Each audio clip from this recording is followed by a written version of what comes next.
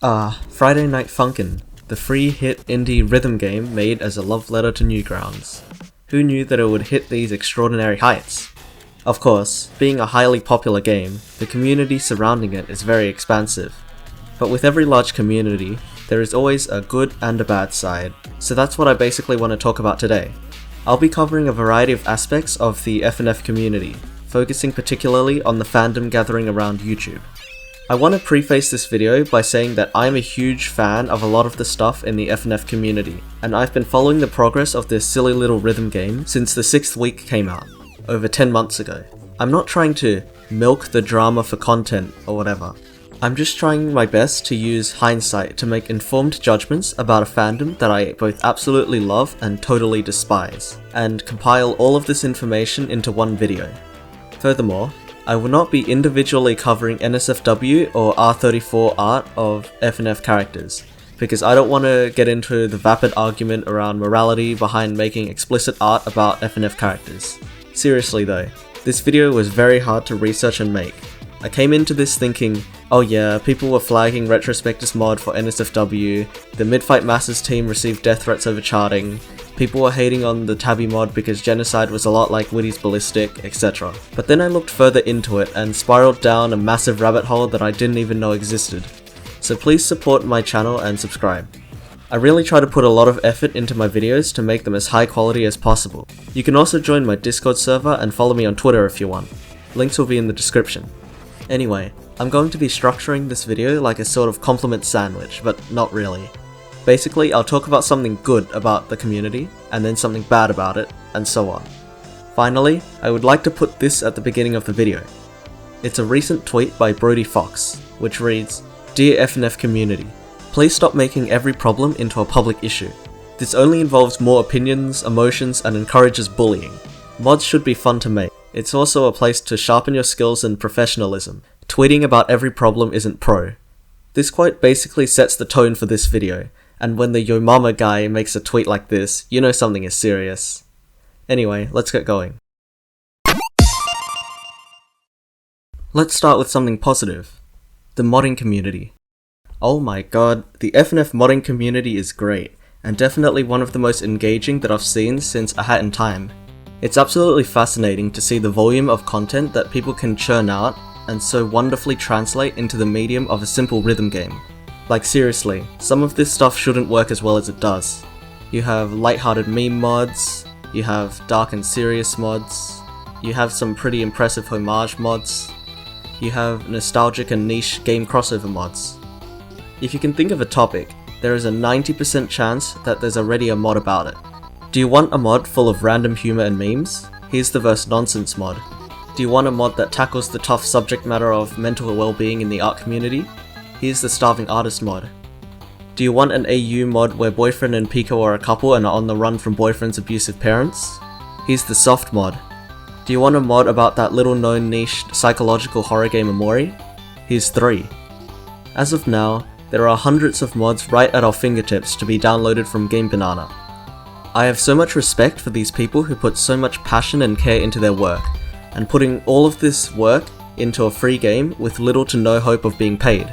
But it's definitely worth it to make people happy, of course. Currently, my personal favourite mod is Doki Doki Takeover, probably because of my personal bias toward the game it was inspired by, Doki Doki Literature Club.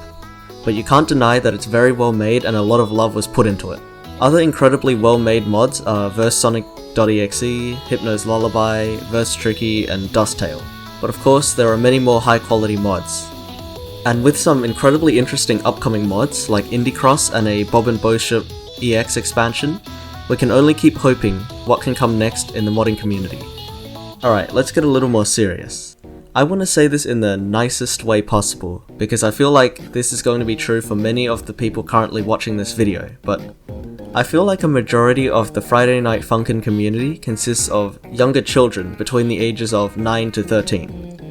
Now, I'm not saying this is necessarily a bad thing. It's actually quite nice that a lot of older and more niche media is being exposed to a newer audience. Characters like Henry Stickmin have never been more well known. A problem with a younger player demographic, however, is that, you know, a lot of the mods are a bit not suitable for children or those who are easily disturbed. Yeah, quite a bit of this stuff shouldn't be in the hands of younger children or adolescents. I'm pretty sure mods like Hypno's Lullaby, Sonic.exe, and Suicide Mouse aren't exactly the most appropriate things for 10-year-olds to see if they don't want to get nightmares. And I can already see you commenting that you either are or were a young child who didn't get scared of this kind of stuff. Well, good for you, I guess you don't get scared as easily as I do. But picture it from the perspective of this innocent kid here. The only games he's ever played were either on cool maths games or on his mum's phone. Then his friends tell him about this sick new online game called Friday Night Funkin', so he plays the main story, somehow missing out on all of the weird explicit content, and goes to check out some of the mods. Mind you, the mods aren't specifically at fault for being inappropriate to younger audiences. I feel that Ninja Muffin and his team are more responsible for this, due to their intent to create a game inspired by Newgrounds, a site which allows NSFW, essentially giving permission to modders to make stuff of the same caliber. Not that this is wrong in any way, they can make any type of game they want. It's more to do with how the cute, cartoonish art style and simple gameplay strongly appeals to a younger audience, although a lot of the content in the game could be considered pretty inappropriate for children given context. You might know where I'm going with this.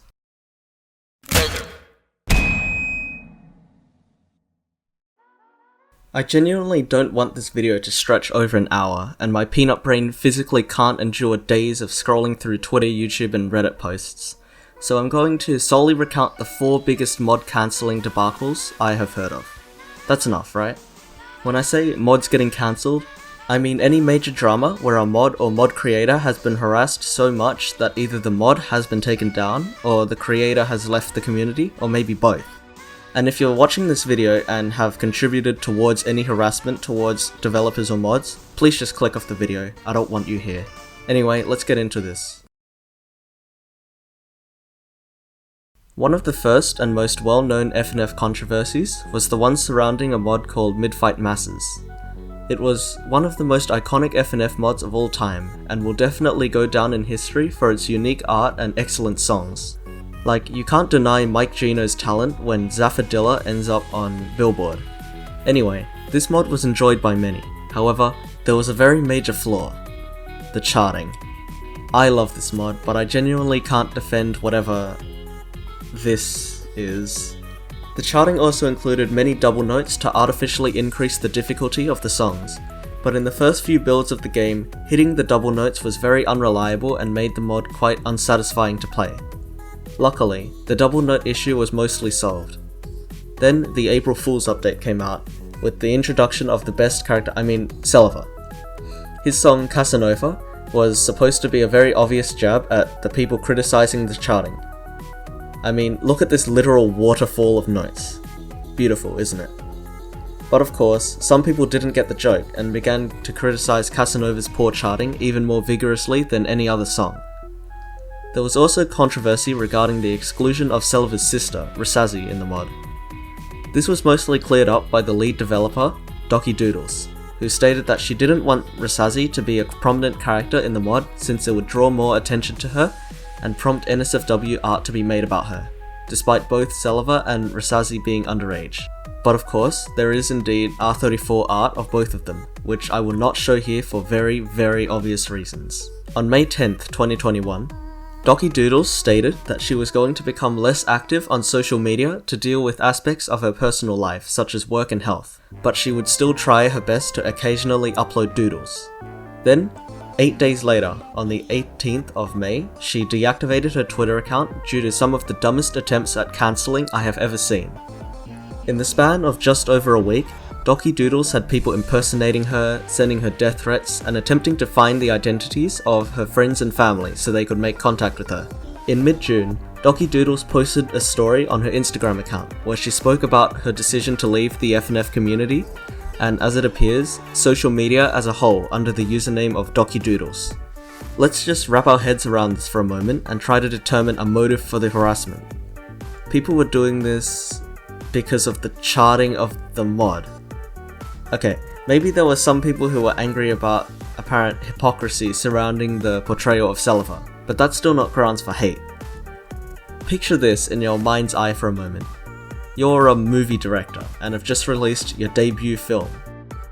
He worked tirelessly to get it finished, and though there may be some issues, they can surely be ironed out for a sequel. Then you start getting mail from people threatening to literally murder you. Why? Because the camera was just a little too shaky the whole time. This does indeed parallel well with Midfight Masses.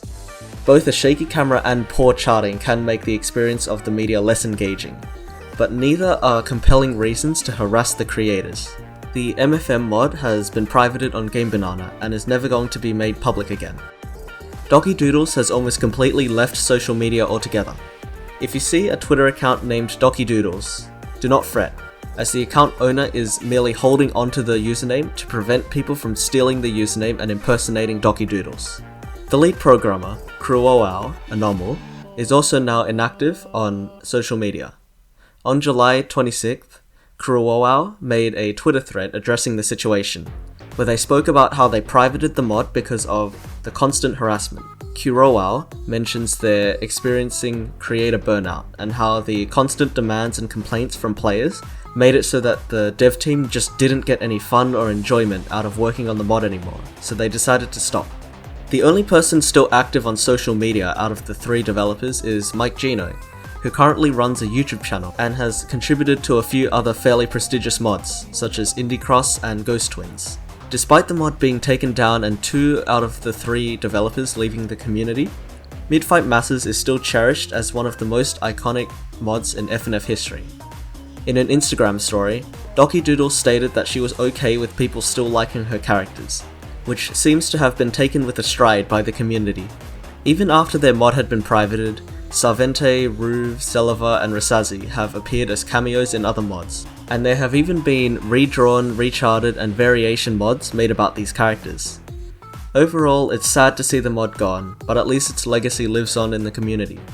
The MFM drama and the mod's subsequent privating taught us all a valuable lesson about FNF. They will never forget anything. So let's move on. So, anyone in the FNF community since August should know about the Verse Retrospector mod. It made quite a big splash in the fanbase due to Retrospector's reputation as a highly talented musician, as well as the incredibly vibrant art and insane difficulty. It understandably became a fan favourite for many people, but not everyone. Some players felt somewhat uncomfortable by the inclusion of an openly sexualized moth character named Sakuroma, who represented the sin of lust. A very small minority of these people decided that it would be a fine idea to flag the mod on Game Banana for NSFW and inappropriate content because of this character and the horny material. Oh no, the FNF mod isn't kid friendly. I feel like I don't even need to explain why this argument is poor, so cue the music.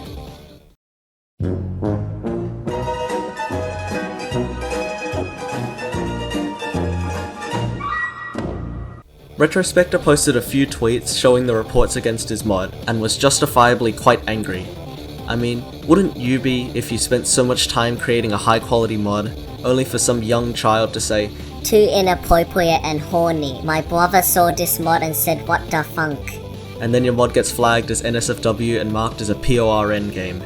On the 22nd of September, Retrospector made a Twitter post about how he was trying to distance himself from the FNF community, meaning that he would continue working on his mod, but would begin tapering out of making FNF song remixes and mod showcases. If we check his channel nowadays, we can see that he still makes the occasional video about other FNF mods, but for the most part, he's sticking to making content about other games or his own mod. The Sky mod was a mod made by BB Panzu and featured an obsessive OC named Sky who traps BF and GF in a manifest realm and battles BF to win his affection. The OC, Sky, was made by a TikTok user named BF's Wife Forever. The situation surrounding this mod relates to the age of Sky. This is the part where I might get information wrong because I have a hard time wrapping my head around these different claims from different people, and there's a lot of misinformation going around about this topic. Basically, there was a major misconception about how old Sky was in the mod. It was commonly assumed and confirmed repeatedly by tweets by BB Panzu that Sky was around the same age as the creator, BF's Wife Forever, meaning about 12 to 14 years old. Funkipedia the Fandom wiki for FNF mods, stated that Sky was indeed around 12 to 13, and that people saying that she was 19 were simply misinformed. Anyway, a few days after the mod released, people began making R34 and NSFW art of her and began posting the stuff on FNF Discord servers, which is obviously extremely unacceptable. At some point, there was some clarification about Sky's actual age. BF's wife Forever had actually stated that Sky was supposed to be 19, a statement I can't really show you because she's deleted all of her social media accounts due to this drama. As it turns out, BB Panzu had been incorrect regarding the age of Sky, and had only stated that she was 12 on numerous occasions, because he had assumed that the OC was around the same age as its creator. This in turn sparked a whole lot more debate surrounding which age was canon for the OC. Basically, people were arguing whether the character Sky in the mod was 12, as BB Panzu had said, or if she was 19, since that was the intended age of the OC when it was conceived by its creator. In my opinion, this debate's pretty pointless, since everything here basically boils down to Sky having NSFW art being made about her. The primary issue is the impact of all of this drama on the OC's creator, BF's wife Forever, as she is underage. Even if Sky is 19, it could still be quite mentally damaging for the creator's well-being, as it appears that her OC is intended to represent an older version of herself. In this controversy, it was definitely the fault of the harassers for making unacceptable artwork of a previously assumed to be underage character, and I don't care if you argue that Sky is fictional, because she is still effectively a self-inserted OC of a real-life 14-year-old. However, BB Panzu is also to an extent at fault, due to his own misinterpretation of Sky's age and inadvertently contributing to the spread of misinformation. In the end, the Sky mod was removed from Game Banana due to excessive drama caused by it. Even still, the Sky mod lingers in FNF history as one of BB Panzu's most popular mods, despite the controversy. There was a brief time when there were multiple Sky redraws and remasters, however, they have all since been trashed, possibly due to BB Panzu or others having them removed. This is a very obvious example of stans blowing situations way out of proportion, and very aptly links to Brody Fox's tweet about not having to throw every little drama into the public sphere. Everyone remembers the Whitty mod, right? The beloved bomb who basically boosted the concept of FNF modding into the limelight? Yeah, well, that mod was made private a while ago, if you can remember. The reason for it is kinda complicated, and involves another beloved fan favorite mod, Verse Tabby. Both the Tabby and Whitty mods were obviously very popular, with both boosting very good songs, and the former even containing voice actor dialogue and neat gimmicks. Around May the 22nd, the lead developer on the Verse Whitty mod, Sock.clip, went live on Instagram, where she made some comments about how Genocide Tabby's idol animation looked very similar to Ballistic Whitty's, as well as some of the directional poses being similar. You can even hear certain motifs from Ballistic being played in Genocide.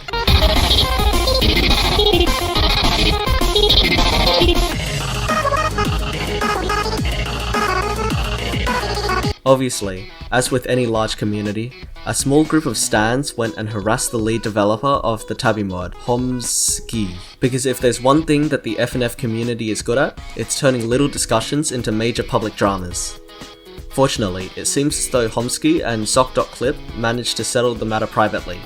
On May 27th, Sock.clip posted an almost 25-minute long video on Instagram addressing the drama, where she stated that almost immediately, the livestream where she complained about the Tabby mod, she got in contact with Homski to resolve everything and seek clarity about the problem. In this video, she also took full responsibility for the drama. A week or so later, she privated the Whitty mod on Game Banana, as she felt that she did not want him to be used as a weapon for harassment in the community anymore. It can be inferred that this could have been some sort of punishment or retribution against the harassers, basically saying, if you keep harassing other mod creators, we are going to get sick and tired of it and stop letting you play our mods.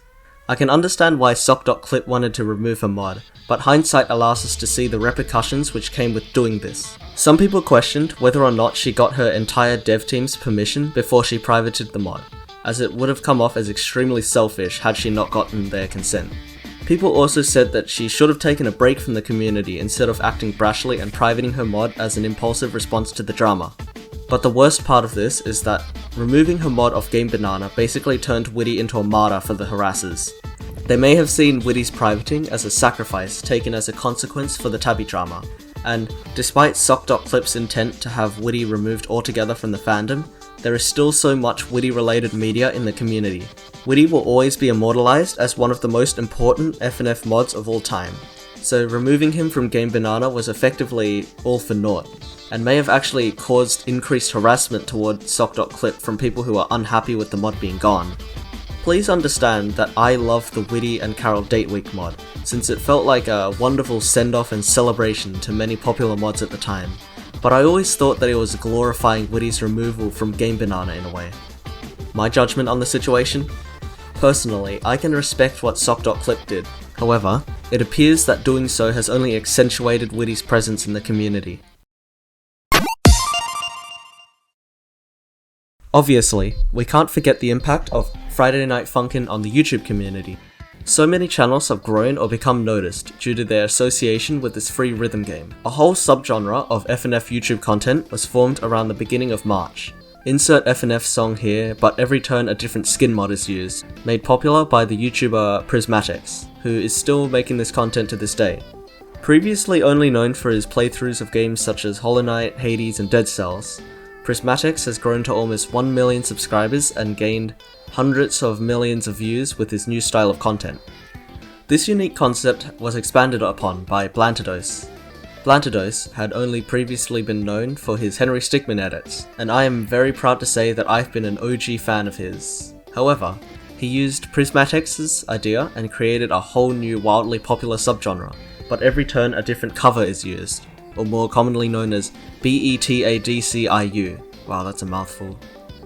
As of now, Blantados sits comfortably at over 1.1 million subscribers, and he has begun slowly shifting his content away from the BETADCIU formula, and begun making full song covers between two mod characters, yet his idea still lives on. YouTubers who continued his legacy also rose to relative fame, such as Neo Knight and many others. Even Prismatics has picked up on this trend and makes the occasional BETADCIU video.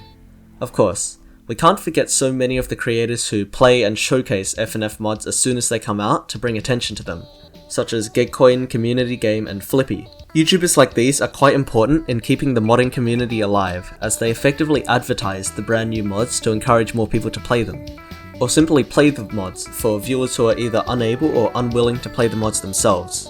There are a variant of this group who basically perform let's plays of FNF mods, providing more casual commentary. Whoops is probably the most prominent creator in this sector, garnering mass attention for his self-proclaimed status as a rhythm game veteran. We also have to talk about the mod creators who have their own YouTube channels. People like Mike Gino, BB Panzu, Atsuova, Amor Ultra, and many others have grown so much this year due to the popularity of the mods they were involved in. We of course also have to mention the remixers, who create their own renditions of FNF songs. We all know about Retrospector's contributions to this industry, and though he's making less of this stuff as of recent, we can still listen to his older songs. There are a ton of other remixers out there, like Simply Crispy or Orenji Music. Heck, even Mike Gino makes the occasional mod song remix. There are also cover artists, and the most of which I could find were rock covers, interestingly enough. The four main YouTubers I could find in this rock cover category are Family Jules, Richard EB, Anja, and The Longest Solo Ever. They are all very talented, and I highly recommend that you check out their content. There are also animation YouTubers who make original animations about different FNF mods. Most of this content you can find centers around getting a pre-existing BETADCIU video, and creating animated representations of the characters and their interactions. I'm personally not that big of a fan of these videos. Some of them can get kind of clickbaity and seem like they're just milking FNF mod content, and some remind me of those weird 24-hour Huggy Wuggy streams. But I feel like I have to respect the effort they put in their stuff, because for the most part the animation actually isn't that bad by YouTube standards. Oh wait, GameToons made a video about Doki Doki Takeover? Maybe GameToons isn't that bad. I'm Sayori, acting president of the Literature Club. Meet Natsuki. Natsuki.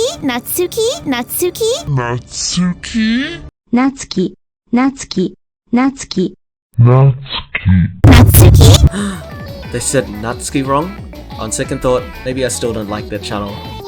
Anyway, there are also people who make lyrical covers of FNF songs. Some of these creators simply show hypothetical lyrics on the screen without actual vocals, such as Spazu and Alex the Gamer. But others actually sing their lyrics, such as Brodo and the ever-prominent YouTubers RecD and Juno Songs, who really struck it big with their vocalized FNF song covers. Well, not so much Juno, he's been growing consistently over the past few months. But if you look at RecD's subscriber gain graph, you can really see the beginning of a drastic increase around February, which coincides with the release of his first FNF video in mid-January. Both of these creators are highly talented at making these lyrical covers, though I personally lean towards Juno more because of my personal enjoyment of his older content, as well as having more of a preference for his lyrics. I mean, who can argue with "Bring down the house of God, bring down the house of God"? While RecD's BF vocals aren't exactly my cup of tea, I can definitely see how other people can enjoy his content, especially the subtle jokes he makes in the cutscenes. Anyway, let's get into something controversial about the FNF YouTube community.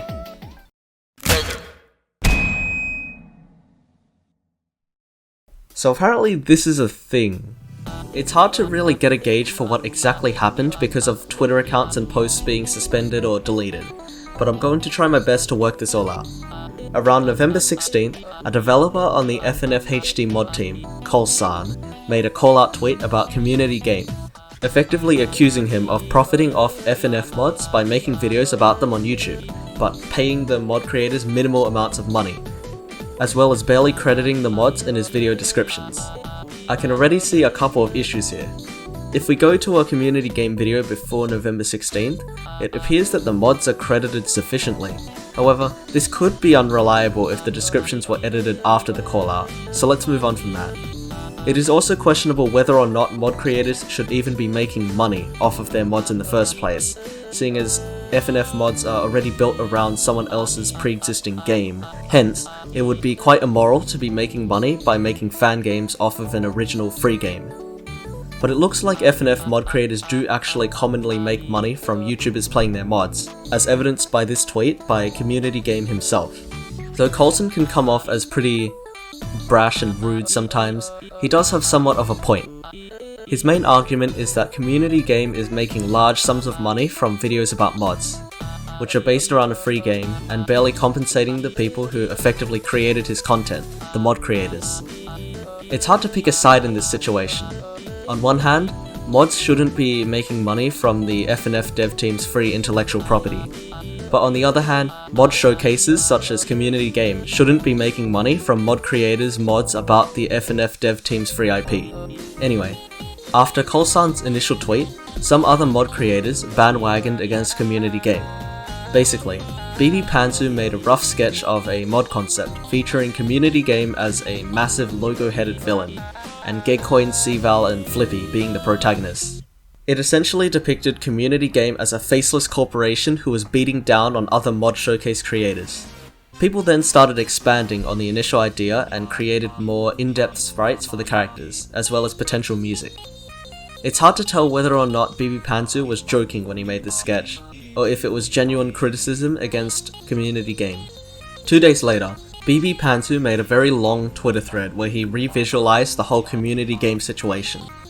In this thread, BB Panzu explains a solution to the monetization issue. Just don't be monetized. Nah, it was more elaborate than that. Basically, if a mod creator didn't want their mod to be on CommunityGame's channel, they could specifically request that it not be showcased.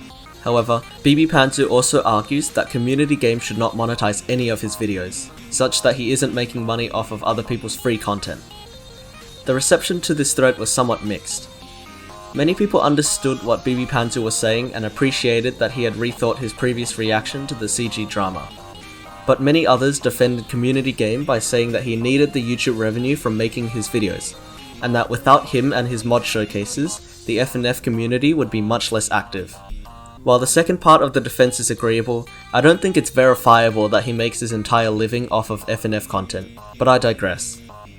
Personally, I do definitely agree with the idea that no mod showcase channels or the mod creators should be making money off of the mods, unless the channels are donating an appropriate sum of money to the mod creators. Though it looks as though more people are generally on CommunityGame's side of this drama, probably mostly because of Kolsan's reputation as being childish and aggressive. This guy also seems to dislike Kolsan a lot. Let's see what his Twitter account is like.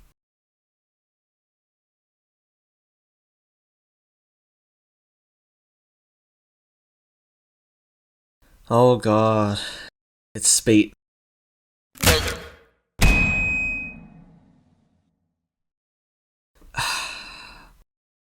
I was doing fine writing the script for this video up until now.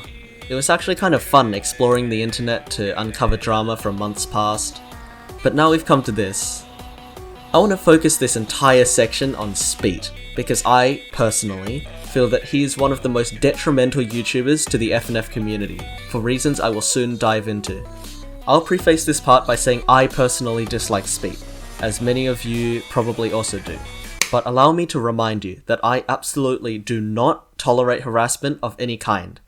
I do not accept anyone who sends anything hateful towards anyone I talk about.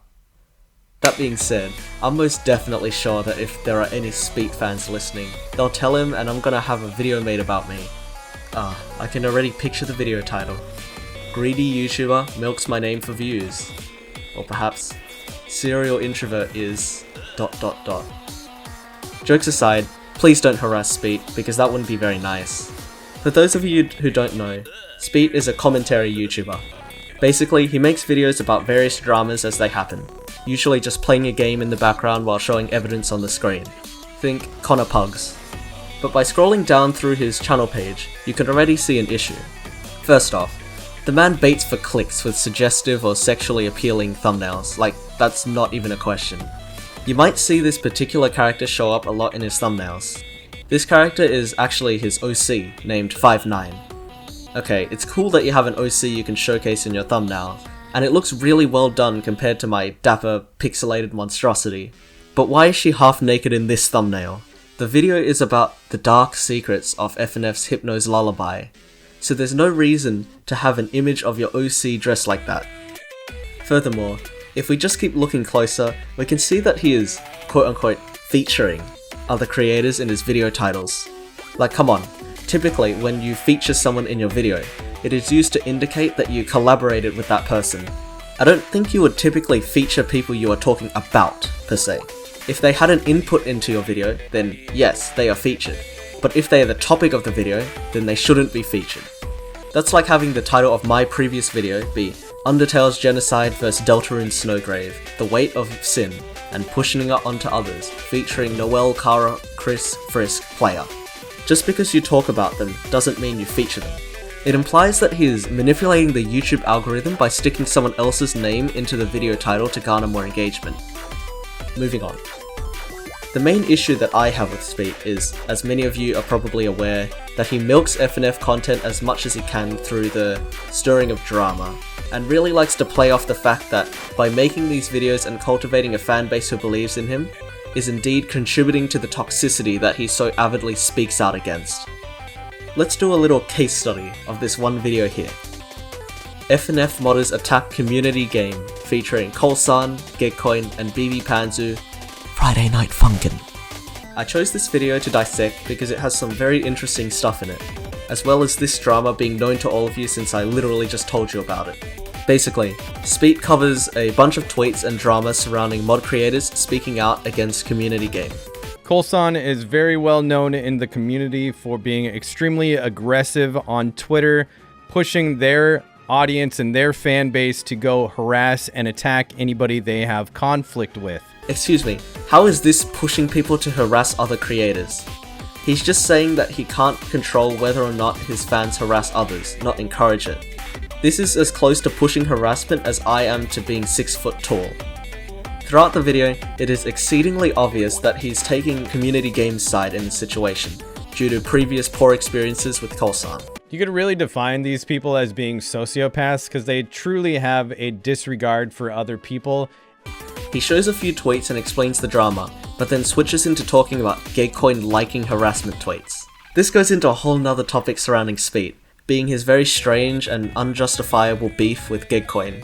The whole thing stems from Gigcoin liking and retweeting tweets about how bad Spete was, and Spete just getting offended. Time to take a long digression. On June 10th, Gigcoin posted a comprehensive community post telling his side of the story. He spoke out about how he had liked a tweet from a person saying they were going to make a response video about Spete. Spete then proceeded to single him out and criticize him for liking that tweet. Going by the timeline stated by Getcoin, because I can't seem to find anything to say otherwise, Spete specifically targeted Getcoin by editing a pinned comment on one of his previous videos stating that Getcoin was supporting harassment against Spete, and claiming that Spete was breaking the fandom apart. And you know, Spete would really like you to know that he doesn't encourage people to harass creators. He just subtly nudges them by revealing the names of people he doesn't like. When called out on Twitter, Getcoin posted some defensive replies fired back at Spete, about how Spete's thumbnails use R34 art of minors made by a minor, in reference to this thumbnail. This sparked a wave of harassment against Spete, which is obviously unacceptable, and I'd like to state for the record that I do not believe that Spete is a bad P word, as many harassers called him. Still don't like the thumbnail though, and I find it interesting that his videos with the most views happen to be the ones with the more suggestive thumbnails. Throughout this whole debacle, Spete seems to cling incredibly adamantly to the argument that Getcoin liking a tweet means endorsing it, which is incredibly weak, and as some people were quick to respond, liking does not equal endorsing, especially when there are more active ways of showing support, such as retweeting or replying. Anyway, Spete tweeted this, claiming to have dirt on Colsan and Getcoin. Basically, he tried to play up the idea that Colsan and Getcoin were some sort of evil mastermind Machiavellian villains, while he was a poor victim being lumped in with these sinister characters. My goodness, all Spete does is make sus thumbnails, but people hone in on that and ignore the stuff that happened weeks prior and was already resolved, and something completely untrue? And if you don't think Spete was deliberately stirring the pot for content, look at this reply thread between him and Getcoin. I'm not gonna comment, just pause and read this and tell me that he's not baiting replies. Hey, remember when I said I was gonna talk about Spete's video on community game drama? Yeah, let's get back to that. Okay, I love how throughout this video, whenever he talks about people being toxic or supportive towards harassment, he would almost always show evidence which related to people hating on him, which I thought was incredibly funny. Colsan does this all the time where he acts extremely toxic, targets, and if Colsan is targeting, harassing, or belittling somebody on Twitter, Getcoin is gonna like a YouTube video. You are supporting that channel. If you like a tweet. I've seen BB Panzu do this before where they draw sort of hateful or inciting art against another creator that they have an issue with. It's a very obvious ploy at playing the victim that I can't resist being humoured. It's also funny how he interprets memes as hate or harassment. Like, people are just making joke thumbnails for made-up Spete videos. Even I just did earlier in this video. Is it harassment? Are we bullying you? No, we aren't. Oh, and see this part of the video? The portion he's showing right now was cut from that other reply thread that I put up earlier between Spete and Getcoin. Yeah, the man cut 11 other messages from the thread, and ironically, one of them was from Getcoin talking about how Spete leaves so much out of his video. Good stuff. To be honest, Getcoin was wrong for passively liking that tweet. Spete isn't breaking the fandom apart, he's uniting the fandom. Uniting it against himself. And I'm absolutely 100% sure that everyone will eventually come around to realize that what Spete is doing is nothing but creating or digging up past drama by spreading misinformation and milking it for views. Alright, rant over, let's finish this video. While the FNF community is incredible in so many different ways, be it modding or YouTube content, there are also a variety of things it does which holds it back from being truly amazing. I, along with hopefully everyone else, hope wholeheartedly that the whole fandom can come together and screw their heads on straight to be much more sensible and mature. Though, considering the younger age of many people in the community, along with extensive drama caused by mod creators, fans, and external sources, peace and unity will probably never be accomplished fully. We can at least try though, and that's what matters, right? After finishing the script, I was genuinely shocked that I never brought myself to say the fandom was toxic, or mention toxicity in the fanbase, which I think is pretty good. If you're seeing this, comment Funky Fruit Loops for a heart, and also to confuse people who didn't watch to the end of the video. Be sure to like and subscribe, because I put a lot of work and effort into this video, and I would be really grateful. Also, if you haven't, please join my Discord server, link is in the description, and we have a lot of chill people to chat to. Also, I have a Twitter account, but I literally never post, so follow if you want, but don't expect much. Okay, bye.